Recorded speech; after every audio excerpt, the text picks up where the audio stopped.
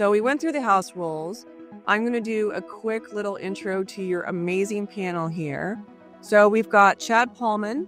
He is the CEO and co-founder of New Wave Technology Partners. So he has a lot of experience working directly within the MSP community and brings a wealth of experience and knowledge to this topic. We've got Mark Party, who's the president of Prescott. They are a really great organization that provides hands-on guidance through the compliance journey for MSPs and other IT organizations. Charles Weaver, who is the CEO and co-founder of MSP Alliance, and they are really at the forefront of leading the regulatory discussions for MSPs. And Darren Niller, Enable's own VP of Product Management, is going to be our moderator. So I am going to move to the next slide. And Darren, I'm going to let you kick us off here with what we're talking about. Awesome, Kim. Thanks for the introduction, and thank you for the panel for joining us today, and thanks for the audience for being here. Really, the big question on the table is, what is CMMC? So we'll just open it up. So Chad, Mark, Charles, let's just get into it. What is CMMC, and why is it important? So my mission here is, I'm kind of going to go through this. I'm going to give you a 15-year journey of CMMC in about 4 minutes. So buckle up. Here we go. November 9th, 2010, President Obama signed an executive order 13556 that established the Controlled Unclassified Information, or CUI. And the order created a uniform program for managing unclassified information in a uniform way through the federal government. And at least that's what it was supposed to do. They're still working on their uniform way here. But one of the key things here is to recognize it was not specific to the DoD. This is for all federal agencies. And then, so what is CUI? What are we working with here? There's a bunch of different categories. If you go to the CUI Federal Registry, there's 20 different broad categories of CUI. And if you're really going to get into this industry, it would be really good to go through and read that and understand what CUI is. But think of it as controlled technical information, controlled design information. So blueprints, drawings of military equipment when we're talking specifically about DoD, but federal buildings, military bases, those types of things, DoD critical infrastructure, security information. It also includes things like PII, personally identifiable information, and sensitive PII. So those are the different categories, some of them of CUI. And this whole thing is designed to protect that sensitive information, but it's not secret or top secret classified information. So why do we need to protect it? And we have a long history of having our sensitive information stolen by other nation state actors and bad actors. And we see this because if you look at like the F-22 fighter jet, China has a clone of that called the J-20 that they came out with just a few years after ours. That's basically an exact replica, at least on the outside. Same thing with the F-35. They have the J-31. The F-16 has the J-10. And it's not just airplanes. The Humvee has a EQ-2050. So all sorts of, there's 20 or 30 different vehicles, at least drones, ships and stuff that have been cloned essentially by the Chinese, and Russia and North Korea get in on that as well. So it's really important that we protect this information and not allow it out. So the DoD is kind of leading the way with the implementation of this executive order. And they published in 2015 a Defense Federal Acquisition Regulation Supplement, or DFARS. You'll hear about DFARS a lot. The DFARS 7012 was published, and it established NIST 800-171 as the standard to protect CUI. As we haven't said anything about CMMC yet. So we were 5 years in from the executive order in 2015, and they established a rule saying 800-171 is going to be the standard. December of 2016, and they actually NIST publishes 800-171 revision 1, a year after it was the standard. And then beginning December 31st of 2017, every DoD contract that's signed that has CUI in it, the signer of the contract, the contractor, has basically affirmed that they meet NIST 800-171 and are compliant with it. They also are attesting that they have a system security plan, that they can respond to cyber incidents around CUI within 72 hours, and that any cloud service providers they're using meet FedRAMP moderate or equivalent standards. So that was the end of 2017. In 2019, Katie Arrington, who was at the time the CISO for the Undersecretary of Defense office, held a meeting with a bunch of industry executives and said, all these companies are saying they're signing their contracts saying they comply with this. Are they really complying with it? And pretty much to a person, every one of those industry executives said, no, they're not. They're not complying with it. So a year later in 2020, so now we're 10 years out, Katie Arrington introduced CMMC. And what CMMC does is it's a set of rules that sits on top of NIST 800-171.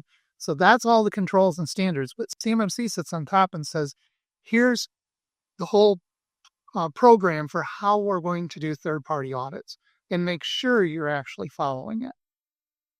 So they released that very quickly. They started doing assessments. They got a lot of blowback from contractors, especially small businesses, about the costs of it. So in later in 2020, they actually pulled it and said, okay, we're not going to do third-party assessments. And then in 2021, they kind of flip-flopped again, if you will, and they introduced CMMC 2.0, which reduced the complexity from 5 levels to 3 levels. We'll get into that in a few minutes. But they also made it a lot clearer, but they had to go into federal rulemaking. So from 2021 to 2024, while this was in federal rulemaking, the DoD was not allowed to make any comments on it. So everybody's like, this isn't going to happen. They're not talking about it. It's because they weren't allowed to. So in October of 2024, it was published, the final CMMC rule, and it became effective on December 16th of 2024. Now, unfortunately, that's not the final step. There's one more step called 48 CFR Code of Federal Regulations that allows the DoD to actually put the contract clauses in the contract and require its implementation. And that's in final rulemaking. It's been through all the public comment and everything. We expect that to get published here before the end of this year. Actually, anytime between now and the end of the year, we expect it to be published. So again, a lot of people are going, is that going to happen with the current administration? But understand that Katie Arrington is now the acting DoD of the CIO of the DoD, and she was brought back to the DoD under this administration to push hard to get CMMC rolled out. So our opinion is it's a done deal. It's going to happen. It's just a matter of timing, probably before the end of this year. And that's kind of your history here. Yeah. So Mark, it's a great overview. So we're over 10 years into this. 15 years into this. So Charles or Chad, either one of you, when you start thinking about managed service providers or MSPs, like why is CMMC important to them? Yeah, Darren, I can tell you a little bit about our journey in CMMC, and it really started by accident. Around the 2017 timeframe, being in Michigan, we've got a lot of manufacturing clients, and several of our manufacturing clients are automotive and aerospace. And we started getting asked about NIST 800-171, and the question was pretty much the same question: do we meet all of the requirements for this framework? And we started looking into the NIST 800-171 framework in the 2017 timeframe, realizing that I'll say all of our clients who had asked about it were not meeting the requirements. And I remember vividly a conversation with the CEO of one of our clients, a great client, but the CEO asked me, she said, "Hey, do we meet all of the requirements?" And I said, "Well, I'm just going to stop at this one thing, multi-factor authentication. You've been fighting us on putting in multi-factor." And if we think back to 2017, right, we had a lot of people still back then fighting us on putting multi-factor authentication in. And I said, this is basic blocking and tackling, and there's a whole lot of other things that you need to do just to meet the requirements from a technical perspective. And then, what we've realized over the years of being in this space is that CMMC, albeit called the Cybersecurity Maturity Model Certification, is really, in our estimation, about a third of it is only about a third of it is technical. The rest of it is really around the policies and procedures, and of not just the company that has the certification requirements, but also you have to look introspectively as well as the managed service provider. And that's what we recognize quickly is, and I've got a list of things if we have time on this call that we uncovered, but I'll start with, first of all, just looking at how we ran our MSP. Simple things like change control. I think many MSPs would probably resonate if I said that we want to take care of our clients' issues as fast as possible. And often that means that the tech that gets assigned the ticket just starts working on it. And in their mind, they just solve it. And then if they're a really great MSP, they'll document the work that they did. And I'm not picking on anybody, but that I think a lot of people would shake their head and probably agree. Either they currently run their MSP that way, or at some point they ran their MSP that way, on the operational maturity levels. And it forced us, and I say us, my brother is my business partner of 20 years and our leadership team, looking and saying, if we're going to play in this space, we were already doing I feel like a good job from an operational maturity standpoint, because we had been in the electronic health record in the medical space, aligning to the HIPAA requirements since 2007. This took us to a whole nother level, though. We had to look at our tool stack. We had to look at how we run the business. We had to look at responsibility matrices. So it really just forced us to completely change the way we ran our MSP. But also, because we have clients that aren't regulated, we had to make the decision of, do we get rid of our regulated clients? Do we get rid of our unregulated clients? Do we keep both? And I'll tell you, our decision was we chose both. I'm not saying it's the right decision, but we've got two offerings now. We've got an offering that maps to the CMMC level 2 requirements. And then we've got an unregulated offering, two very different price points. I'll tell you, our regulated package is $300 per user per month. Our unregulated package is $175 per month with, of course, with minimums. So I can pause there, Darren. There's just so many lessons learned over the years of participating in this space that I will tell you, if you choose to go down this path, it's not for the faint of heart. It's a huge investment of time, a huge investment of money. And I do predict, I've been saying this for probably a year or two in the MSP communities that I participate in, that I think you're going to see a bifurcation of MSPs, in my opinion. I don't think that in the coming years, you're going to be able to do both. Right now, we've been able to, but I think at some point you're going to have to choose to be playing in the unregulated space or playing in the regulated space, because you have to run your MSP two totally different ways. Right. And that's the way you've responded, right? So you essentially have two different offerings. You're driven that way because you have your customers that sit within the defense industrial base, right?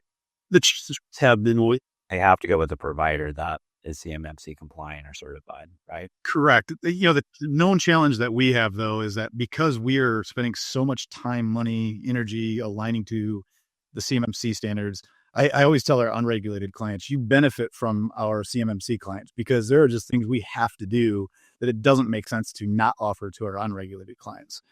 So could we be more profitable? These are all things that if somebody wanted to sidebar with me, I would give them just the real talk about whether they should or shouldn't do it, purely from my opinion of lessons learned. Yeah, that makes a lot of sense. So everybody, only one client, for example, I don't know that it makes sense to do it. Yeah. But everybody benefits to the sense that as an MSP or as a provider, your standards when it comes from a security perspective are in alignment with CMMC. So let's talk about, you mentioned level 2, and I want to just open this up to the group as well. When you start talking about frameworks, there's a lot of different terms. I know we've already talked about NIST 800-171. We've mentioned CFAR. We've mentioned level 1, level 2, et cetera. So let's talk about the frameworks and sort of maybe where are we right now in terms of where everyone is expected to be.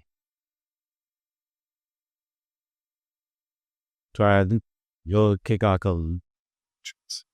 Yeah, I would say that I think Chad and Mark gave a a very good assessment of where we stand in the industry. I as a personal side, talking to a lot of our federal partners and contacts who track what we're doing at MSP Alliance, I would say it's a better than 50% chance that CMMC does not continue in its current form. It's going to get mutated in some way. If you just take a look at the last 15 years, like Mark said, it's a one consistency abounds is that it is always evolving. It is always changing. And I can say that there is no way that the federal government is going to allow the summary default of half of their supply chain by a default of CMMC compliance. They're not going to allow it to happen. And in greater context, they're not the only ones out there, right? CISA is also worried about shipping, about banking, about communications, about public transport, et cetera. So I think that the larger question is, from MSPs we talk to, is do not allow the tumult, the rapid change of CMMC to slow you down or to make you say, I'm going to do nothing. Doing nothing is the absolute worst thing you could do. Now, that doesn't mean that you're not going to do, like what Chad said, and have a moment where you realize, do I really want to be getting more customers in the defense industrial base? That's a separate question. But the larger question is the MSP opportunity is undeniable. If it's not in CMMC, it's going to be in some other regulated or soon to be regulated space. There's really no reason, in my opinion, not to be active in this space. Charles, if I could quickly double down on what you're saying, I absolutely agree. A conversation earlier today with a firm, I think that the MSPs that choose to do nothing are going to be playing in the race to the bottom for the commoditization. So I absolutely agree that even if you don't choose to go after the defense industrial base, but choosing to have a robust cybersecurity offering and following a framework, I think a CMMC framework is a great framework to follow, is going to make you a better MSP and allow you to command a better position against the other competitors out there who are just, focused on price. Yeah, I've said for a long time that whether it's CMMC or some other framework, it will make you a better MSP because you standardize your processes and procedures, you train to them, and that just makes you better. You're really paying attention to those details, the operational level. So yeah, I agree with you, Charles, that regardless of what CMMC ends up doing, one of our other colleagues in the MSP industry has said they believe, MSPs are going to be regulated too. And I agree at some point, you can't be a salon owner and cut hair down the street, but you can go out and hang a shingle that you do cybersecurity without any certification or any regulation. That's going to change at some point. So it is important that you do something and start towards regulation and picking a framework. Yeah, that makes a lot of sense. So let's see where our audience sits today relative to their plans. So we are going to run a quick poll here. We want to really understand what your plans are for CMMC. Are you in the process of learning more about it? Are you seriously considering, or are you committed and you're well on your way?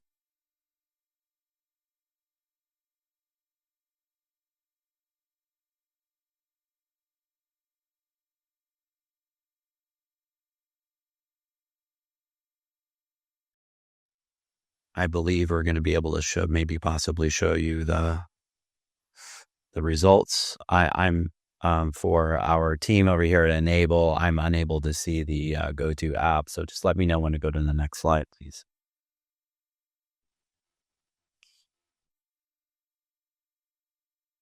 So we're going to give them just a few more seconds to respond.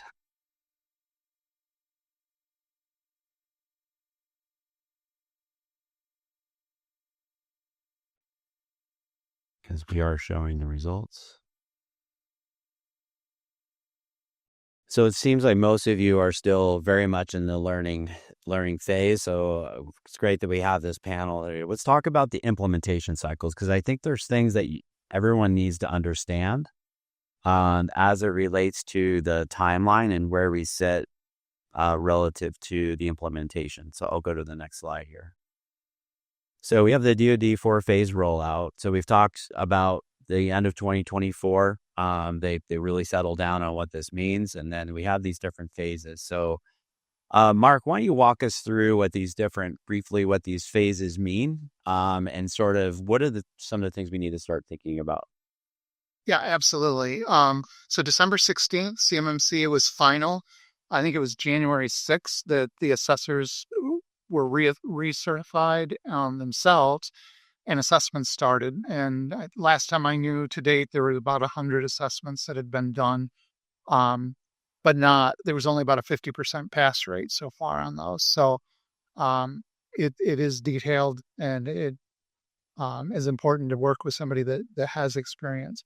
So phase 1 starts the day that the CFR 48 rule goes into effect.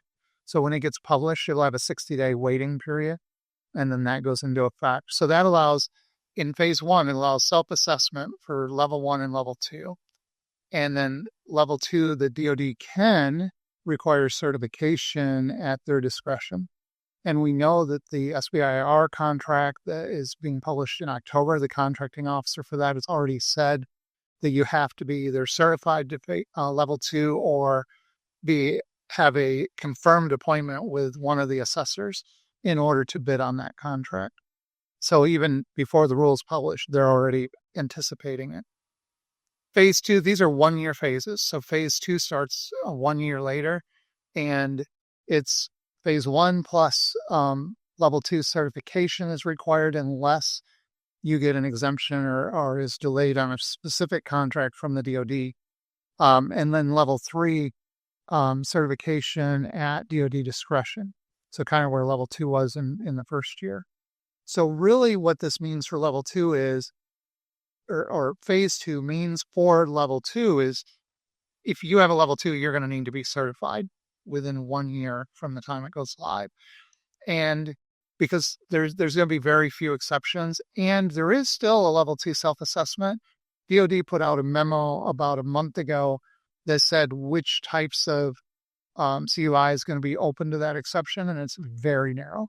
So we expect most all CUI contracts to be they're going to require level 2 certifications. And then level 3 or phase 3 and phase 4 really are about finishing up. Before you go, I actually just picked up on something that might be important. So by the end of 2026, you will need to be certified. Is that what I'm understanding? That is what we believe, yes. Once phase 1 CFR 48 is published at the end of the first year, when phase 2 takes effect, almost everybody that requires level 2, you're going to need to get there in order to be sure that you're going to be able to be awarded any new contract. And there's some that are actually going to be required to be L3 compliant at that point as well, at DoD discretion. Yes. Okay. And level 3 is really sensitive CUI information. So DoD's got some estimates out there, but they don't expect very many contractors to require level 3. We feel most of the MSPs, most of their clients that we've seen are really focused on being level 2. So that phase 3 and 4 are really about getting level 3 in place and the final certifications. Got it. We're going to move to the next one, which is Charles. We're really talking about as we're talking about end of 2026. This is a reality. This isn't an if it's going to happen. It's definitely happening. So what are some of the things that service providers need to be thinking about in terms of impact to their business, or how they start to get prepared for those? Yeah. Big takeaway is this is an opportunity. If you don't look at it as an opportunity, you're missing the big picture glaring you in the face. Now, I will say that there are some, between what Chad said earlier and this scenario, which is an MSP who has a 12-person HVAC client, a managed services client.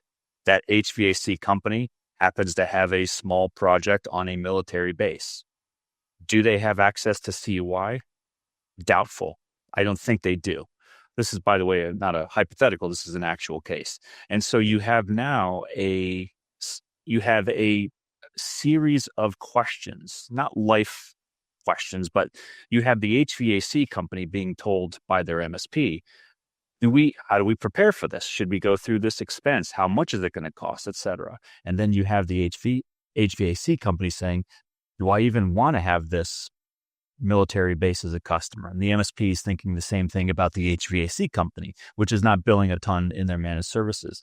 So you have a ripple effect that is monumentally important that cannot be disrupted, but also at the same time has to be upgraded, because let's assume, to Chad's earlier point, the HVAC company may not be using MFA. I'm not saying that's necessarily true in this case, but there's many ways, many gaps that, whether it's CMMC, whether it's NIST, whether it's ISO, whether it's CIS, there are so many different ways that the MSP could and needs to be relevant.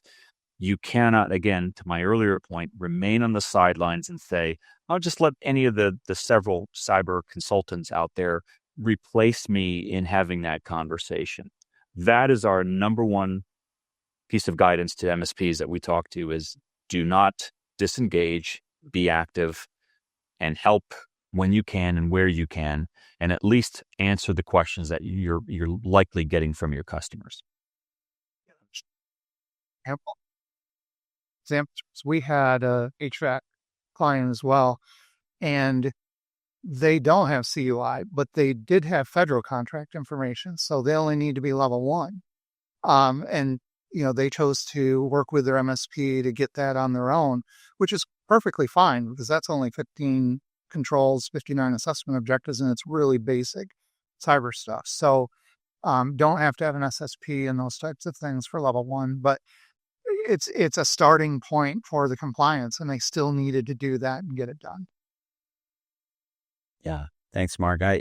Chad, I know you've been living this as well. Obviously you're pretty far along on this. What are some of the, if you kind of think back on some of the trickier pieces on the impacts, like what were some of the shifts you had to make? Yeah, I would say, in addition to some of the discussions about the tool stack that we are running, we did a full assessment and continue to do that regularly. Is the other biggest thing was how we ran the business. Just our Mark and I have talked about, if we could bring in organizational change management experts into these MSPs, it really changes how you run your MSP. A big decision that we made, and I think this might be up for debate, but we made the decision of not doing any offshoring. And I know that's a big trend in the MSP community to offshore some. I know some MSPs that are offshoring almost their entire teams now. We've decided to not do that. And again, that's a decision we made that I would be happy to I won't say debate, but discuss why we made that decision. But because I know it's probably left for interpretation. But those are some of the examples of decisions that we've had to make. Just the other big thing is that because we run 2 different offerings, if you subscribe to some of the operational maturity models out there for MSPs, a lot of them will suggest that we have one offer, right? And we don't have the bronze, silver, gold, and we don't have different variables as far as different packages. We have that now by choice, right? We've got an unregulated offer and we have a regulated offer. And it means that we need to align to the more rigorous of the 2, which of course is we call ours New Wave 360 GRC, governance, risk, and compliance. And we tell our clients it maps to the CMMC level 2 requirements. We don't tell them it does. But that means that we can't, I don't run 2 separate teams, right? We've got our entire team is adhering to the requirements of CMMC level 2. So it's a burden or an expense that our unregulated clients get to take advantage of. And to Charles' point earlier, look at this as an opportunity. If you do decide to get into this, you will be positioned. There are not many MSPs that I have met and have the opportunity to meet a lot of MSPs around the country. There's not a lot of them that I've met that say, we're ready to go right now. We are ready to support a CMMC level 2 client. So I think it's a huge opportunity for those MSPs that do choose to go all in on it. Well, let's talk about that, because over 60% of our audience is sort of in this, learning about it. They're considering, like, what are some of the factors when they think about maybe from a business perspective, or maybe providing a more secure service offering? What are some of the sort of, we're sort of looking at this access, high strategic need, high operational readiness, to moving to the right, low strategic need, low operational readiness. So kind of give me some of the dynamics that you're seeing right now in terms of the considerations. Sure. For us, it's meant a more sophisticated client. The clients that don't care about compliance, and I always say that everybody says they care about security until they have to pay for it. And when we start talking to clients about what we're doing different with our GRC package and why we're charging $300 a user, and we start getting into a conversation with an organization who, let's say, is not regulated and doesn't care about, they say they care, but they don't want to pay the price tag for it. It starts pushing you into a more sophisticated client who does care, pushes you into those verticals that care. We've found ourselves now supporting airports. They don't have a CMMC requirement. We've got TSA requirements. We've got CJIS, Criminal Justice Information System requirements. So we found, working with the Prescott team, that we are able to go in, even in automotive, there's the TISAC requirements. We've been finding ourselves walking into these different security frameworks that are out there. Automotive has them, finance has them, aerospace has them, that we can, in most cases, say, take a look. If we're not already familiar with the framework, we can dive into it and say, oh yeah, we're already ready to support you. And so just very, very confidently say that and give them examples of how we can support them, whereas we may be competing with MSPs who don't already have that experience. So that would be my reason for why to get into it. It's not just defense or the defense industrial base. It's gonna position you to be able to support more sophisticated clients out there. Good. That's awesome. Mark, what are you seeing from your perspective? Yeah, it's the same thing Chad talked about, is the more sophisticated clients we've worked with, very small clients that really, we have one that's like 6 people, and they test embedded software on flight controllers. So they have to be CMMC. They have CUI. They have to be CMMC certified with 6 people. It's a huge lift, but their MSP is helping them and getting them ready, and they're having to get ready. And the CEO there has told us several times, it's table stakes to work with the DoD or aerospace now. It's just basics that they have to do. So then their MSPs, of course, have to come along, because most MSPs, if they've got a full stack offering, they're putting up around 50% of the controls or the assessment objectives they're at least partially responsible for. Got it. Let's see what the audience, where they believe the opportunities are. I know the panel here has talked about security posture, open to new opportunities in terms of contracts, not only in federal space, but other areas. So let's do a quick poll and we'll get some results published here.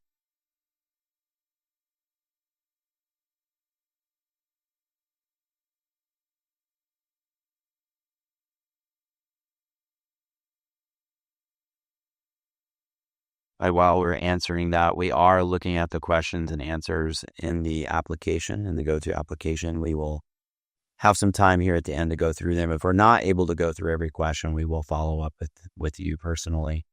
So just please keep that in mind.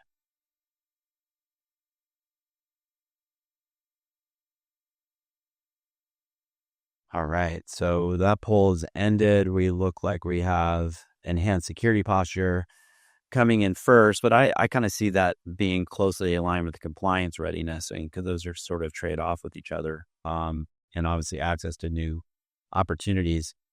Very interesting. So, Charles, when we start looking at successful MSPs and some of the ones that you guys are consulting with today, what are the ones that are maybe most successful? What are they doing to be ready for CMMC?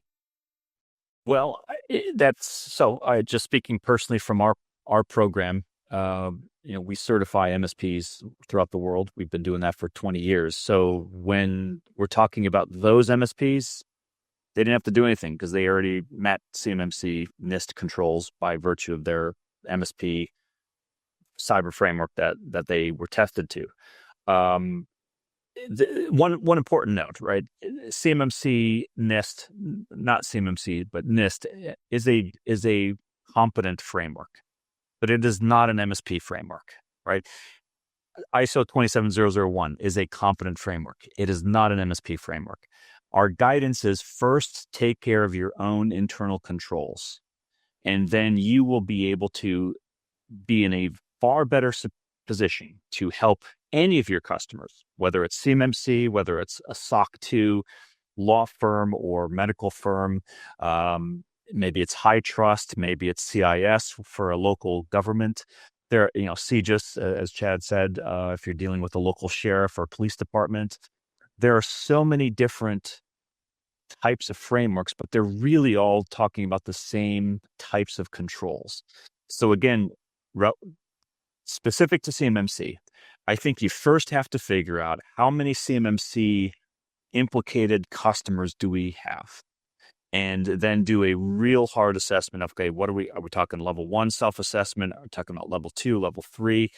Chances are, if it's level 3, you've heard from these guys before, right? If it's a prime contractor that you're dealing with, they've been telling you for years before CMMC even existed, hey, we want you to be operating in this way. I think we're really talking about the low-hanging fruit of level 1, level 2 CMMC, where the MSPs have to decide, and you have to have a conversation with those customers. What is it that you intend to do? Because we can help you. What we can't do is allow you to stay at your current level. If you want to upgrade, if you want to become more cyber hygienic, let us know. And that's the pivotal moment where the MSP says, I'm in or I'm out, and I'm going to leave that space to somebody else. That's our guidance. Mark, what about you? Yeah, same thing. Charles is saying is start somewhere.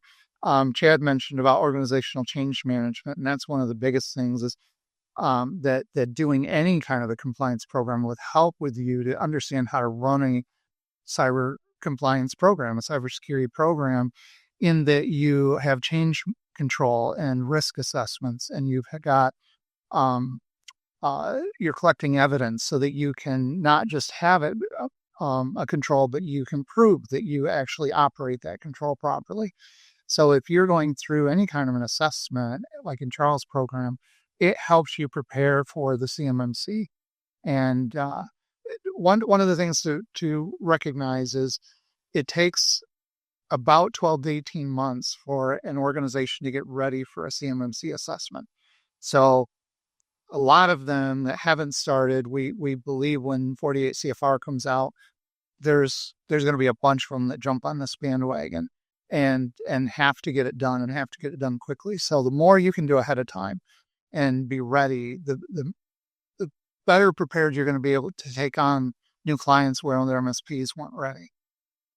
So if you haven't started, if it takes 12 to 18 months for an assessment, and if you're gonna be back, I think we're all saying, look, this is something you're gonna have to there are opportunities there. Look, so they should be starting today. Yeah. And one of the things we haven't really talked about, but the stickiness of this, if a manufacturer, an OSA, an organization seeking assessment, has an MSP, they go through their preparation and their assessment with that MSP, their controls that the MSP is responsible or partially responsible for is getting certified. They cannot change their MSP without getting recertified, which is anywhere from $40,000 to $100,000 for an assessment. So it's going to make that relationship way more sticky too. So that's something to definitely be thinking about. Once they're certified, they're not going to change their MSP unless they cause them some kind of a problem, with a breach or something, but they're just not going to leave them. Awesome. Let's move on to some questions we've been getting during the panel today. one of them, we have a very ambitious participant. They're saying, hey, well, how do I get to level 3 compliance? What is that? How do I achieve that? Any one of you can take that one. Are they already working with a prime or someone who is implicated by a prime? It might be able to answer that within the question. Let's make an assumption that they are. I'll let Mark step in, but I would say if you want to be in that space, you have to understand the culture of the DoD and the defense industrial base, and you have to be, you're not doing this half-heartedly. You're, like Chad said, you're going to go dive right in. You are going to embrace this as a known project and a known target vertical. And just be prepared to have a very thorough examination is what I would say. Yeah, I was going to say, start with level 2. You've got to get to level 2 first. And the OSA, your client, has to have a level 2 assessment and pass it first. Then if the DoD says you need level 3, your contract would specify in the level contract, the DIBCAC, which is the Defense Industrial Base Cybersecurity Assessment Center, will actually do that level 3 certification. It's not even an independent third party at that point. It's the DIBCAC that does that. So, but you have to be level 2 certified before you can even go for the level 3, because all they're looking at then is the additional 24 controls for level 3. Got it. Well, what you're saying, it's definitely a stepped process, right? And another question coming in is, one of the first steps is self-assessment. What are some good resources for conducting self-assessment? I've got an opinion on this, but then I'll turn it over to Mark and Charles. I will tell you that we tried to figure this out ourselves for the first couple of years, and I will tell you, if you want to fast track this as an MSP, find an expert. There's a lot of them out there. Of course, we've got Mark and Charles on here, but I would find somebody to partner with. The thing we ran into with our clients is that as the MSPs, whether it was the cybersecurity insurance questionnaire or whatever it is, our clients just expect we do everything for free. And they're already paying us X amount of dollars per month. But when we're able to say they need help with a CMMC, for example, we can say, great, we've got a partner that does that. In our case, we would say, call Prescott. They can help you with that. Then all of a sudden, I don't have to bear that burden. And the amount of time, I will tell you personally, the amount of time that we've invested, if I look back on it, trying to figure it out ourselves, I wish I would have done earlier, would have found the experts sooner and partnered with somebody. But your question was self-assessment. That's what it triggered me, Darren. No, it makes a lot of sense to just go out. You guys decided to do it without, initially, right, without having outside help. But if you want to streamline, you want to accelerate things, get outside help right away, especially experts. Chad, this is for you as well. But did you separate your RMM and PSA for your CMMC customer so that you limited the scope of the assessment? I will tell you, because this call is being recorded, I'm not going to dive into the architecture of what we're doing there. I would be happy to have an offline conversation with anybody about what we are doing there. The person who asked that question is a great question, and you were asking the right question. Let's just say that. Right. That makes a ton of sense. There's 2 questions sort of related to CUI. I'll just wrap it in this one. Our struggle as an MSP is we do not store, transmit, or process CUI, FCI ourselves. So why would we need to be CMM level 2 certified? Would we be an ESP? E as in Edward, SP. Is that correct? Yeah, that's a very common belief amongst MSPs, which is we don't host, therefore you don't need to look in our direction. Not the right way to look at it. And I might also add, it is not the way that anybody in position of power, whether in the federal government or in a public policy sector, how they look at it. They look at it as the MSPs have, and this is a good thing, a very front row seat in the success or failure of their customers, which is not to say that they're responsible for them, but they have an influence capability that is tremendous. So the way to look at it is the logical access, the remote access capability that the MSP has to a CMMC relevant entity. is there. Unless you are not an MSP, you have that. Assume that you have it and assume that everybody knows that you have it, and don't try to get out of that by saying, oh, we don't host. That's not what they're asking. What they're asking is, what are your controls into a system that might have CUI data going through it? And it's a short answer of a very longer answer. I will add one thing, and that is MSPs are ESPs, external service providers. If they're not handling any SCI or CUI, they do not need to be level 2 certified. But they're still going to be in scope for the assessments. They're going to have to participate in their client's assessment and show how their controls meet the assessment objectives that they're either partially or fully responsible for. And the confusion there is December of 23, when the proposed rule came out, it said they had to be certified. They backed off from that in the final rule. Gotcha. Just one quick question on self-assessment, or level 1 itself. Does that still need to be inputted into the SPRS website? Yes, they have to put it in there for their 15 controls. So 59 assessment objectives, they need to score 59. Gotcha. All right. Detailed question here. What are your thoughts on the FAR overhaul, part deviation 1.106 that says, unless, this is in quotes, unless allowed under 41 USC 1304, the FAR must not require certification from an offerer or contractor, since CTI is not in the USC exemption list. So what are your thoughts on this overhaul part deviation 1.106? Like a lawyer asked that question. It's a good example.